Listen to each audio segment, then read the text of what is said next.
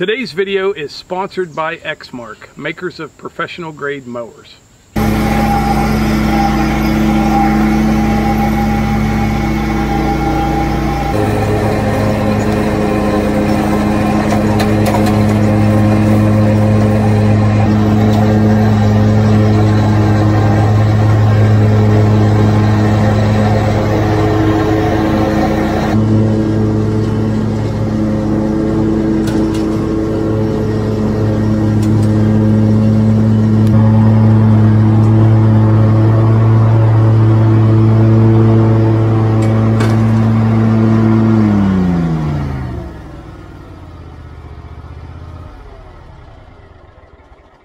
So welcome back everyone, Mike here. I'll tell you what a difference a little bit of rain makes. Look how green that grass is here behind me. The last couple weeks we've had quite a bit of rain, and prior to that it was dry, really dry. Everything was burnt out, didn't look like there's anything left. And 2 weeks of rain on and off, and boom, it's popping. I'm back to mowing once a week now. I went for about a month and a half and never touched the grass. But anyway, that's not what today's video about. Today's video is about one of my most favorite things, firewood. Specifically, we're going to talk about the best way to store your firewood. And I'll tell you right now, in a big pile like that isn't a very good way. The reason is the wood in the center of that pile has a very difficult time drying. It's just not going to season buried down in the bottom of that pile. It's not getting any airflow. It's not getting any sunlight. Not a very good way to store your firewood. Now, there are a few reasons that I have this firewood in a big pile like this. One is I have so much of it. This is wood that I sell. This is my bulk firewood pile. And I have this conveyor right here. Now, the splitter, it's up above, but the log splitter, you know, it feeds it right into that hopper, comes up here, dumps it in a big pile. Now, what I can do with this pile is come down here with the tractor, and I have a big firewood bucket on it. And periodically, you can come down here and kind of stir it up, try to bring that wood from the center out to the top or the sides.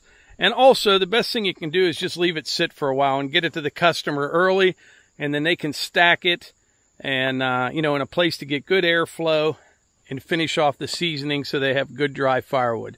But this is not the best way to store your firewood. It's been really warm the last couple days here in Pennsylvania, but right now we have a nice breeze coming in. You can tell the humidity's leaving. Next couple days it's going to feel a lot more like fall. So right now we're going to head up, we're going to split a little bit more wood, and we're going to talk about the best way to store your firewood.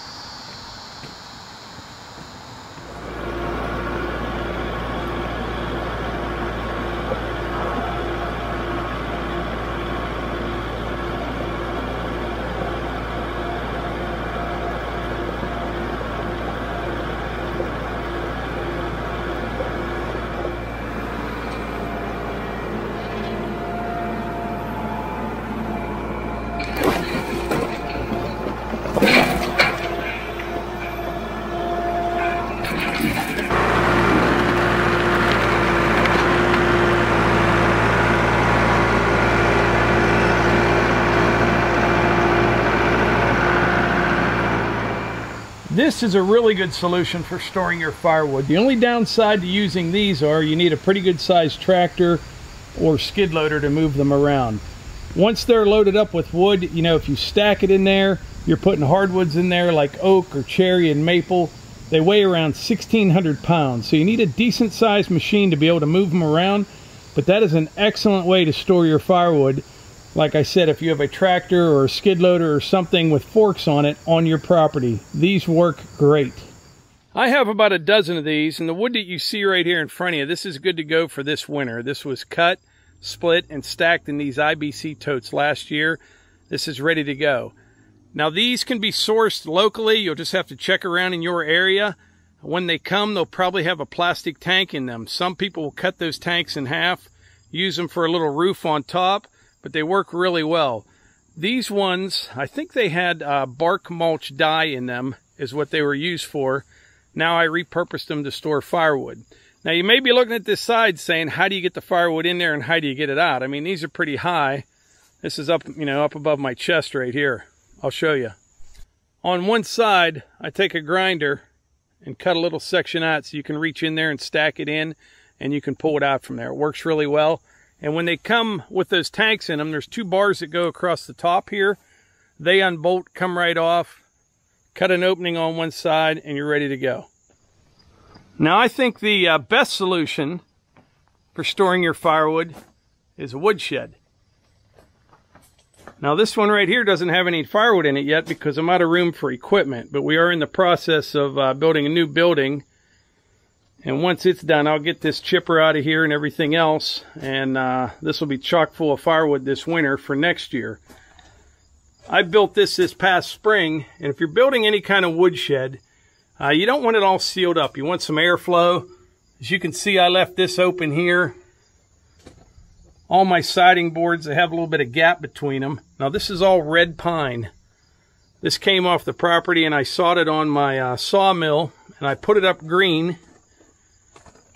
In other words, it wasn't dry, and I knew it would shrink some, so I butted the boards up together, and after it dried, I have this gap between each one, which is what I want for a woodshed. Yeah, everything in here came from the property, except for the treated 4x4 posts that go in the ground. Everything else was sawn on the sawmill.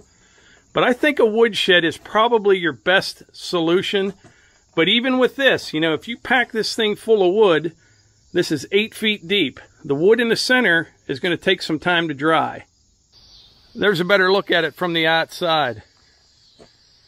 Now the only downside to a woodshed like this, besides, the wood in the center not drying real well, you probably got to put all your wood in there by hand. Stack it in there by hand. It takes a lot of time. If I put those IBC totes in there, you're really not going to fit a lot of wood in there. No matter how you look at it, firewood is a lot of work, but it is very rewarding. Now, if you don't have a real big supply of seasoned firewood and you want your firewood to dry as quick as possible, in my opinion, the best way to do that is a single stack, just one row out in the open with plenty of sunlight, plenty of airflow, and that'll be your best bet for drying your firewood quickly. Now, as far as covering your firewood, we live in Western Pennsylvania. We get a lot of rain. I don't cover my firewood if it's stacked outside until about a month before we're going to use it. A lot of people do. I see people put tarps the whole way over it. That kind of keeps the moisture in. If anything, you just want to cover the top and leave those sides open for the airflow. But the way I see it, and this is my opinion, when the rain hits it, yeah, it's getting wet, but it's not the same type of moisture as the moisture that's trapped in those cells. It may rain on it. The next day the sun comes out. That rainwater evaporated. It's gone. Nothing to worry about. So like I said, I don't cover it until about a month before we're ready to use it. So to kind of review what we talked about, the 4 ways that I store firewood. Number 1 is in a big bulk pile. It's the easiest, but it's definitely not the best. Number 2, those IBC totes, they work fantastic. However, like I said, they're going to weigh around 1,700 pounds. You need a pretty big machine to move them around. Number 3 is a woodshed, which is probably the best way to store your firewood. And number 4, if you're kind of pressed for time, just stack it out in the open, single row, get as much airflow and sunlight to it as you can, and I wouldn't worry about covering it until about a month before you're ready to use it. Before we wrap this video up, I want to thank Exmark for sponsoring today's video, and also I'm going to put a link in the description. You should check it out. It's called Exmark Backyard Life. There's tons of videos on there from myself, my buddy Daniel from Arms Family Homestead, and actually a bunch of famous people as well. Daniel and I always joke about that because there's you know, race car drivers, pro fishermen, and then like me and Daniel. But it's pretty cool. You need to check that out. And I think that's about it. So like I always say, if you enjoy these videos, please hit the like button, click subscribe, and share them with your friends. Thanks.